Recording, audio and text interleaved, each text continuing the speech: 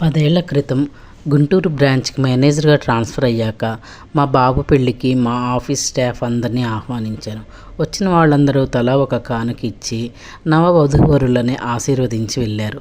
పెళ్లి హడావుడంతా తగ్గాక తిరిగి ఆఫీస్కి వెళ్ళాక మా ఆఫీస్ వాచ్మెన్ రామనాథం గారిని పిలిపించి అడిగాను, మీరు సతీ సమేతంగా మా కొడుకు పెళ్ళికి రావడం, ఆశీర్వదించడం చాలా సంతోషంగా ఉంది.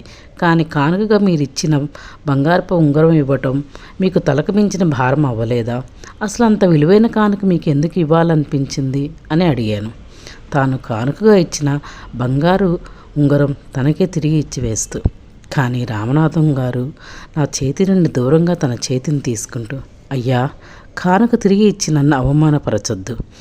నా 30 ఏళ్ల సర్వీస్లో నన్ను గారు అని కానీ మీరు అని కానీ పిలిచిన వాళ్ళెవరూ ఇంతవరకు లేరు, ఒక్క మీరు తప్ప. కానీ పొద్దున్న మీరు ఆఫీస్కి ఎంటర్ అయ్యేటప్పుడు ప్రతిరోజు నన్ను పలకరిస్తారు.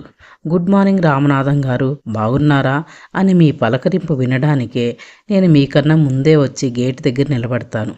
మనిషి వృత్తిని బట్టి కాక మనిషిని గౌరవం ఇచ్చే మీలాంటి గొప్పవాడి కడుపును పుట్టిన ఆ బిడ్డకు నేను ఎంతటి కానుక ఇచ్చినా గొప్పేం కాదు సార్. మా దగ్గర డబ్బులు లేకపోవచ్చు, ఆస్తులు లేకపోవచ్చు, కానీ మా ఆత్మగౌరవం నిలబెట్టే మీలాంటి మర్యాదస్తులు కోసం ప్రాణమైనా ఇచ్చేస్తాం సార్. దయచేసి కాదనకండి అంటూ దండం పెట్టి కళ్ళనీళ్లతో వెళ్ళిపోయాడు. ఒక మనిషి గౌరవం ఇస్తే ఇంత ప్రేమిస్తారా, అభిమానిస్తారా అని నాలో నేను ఆలోచనల్లో పడ్డాను. అవును, నిజమే కదా. రామనాథం చెప్పింది మనిషి వృత్తిని బట్టి కాదు, సాటి మనిషిని మనిషిగా గౌరవిస్తే చాలు, ప్రేమిస్తే చాలు, ఖచ్చితంగా లక్షల రెట్లు ప్రేమ తిరిగి మన పైన వర్షిస్తారు. ఇక నుంచి మనం కూడా దయచేసి అందరినీ గౌరవిద్దాం. గౌరవం హోదాను బట్టి కాదు అని నా ఉద్దేశం. మరి మీరేమంటారు?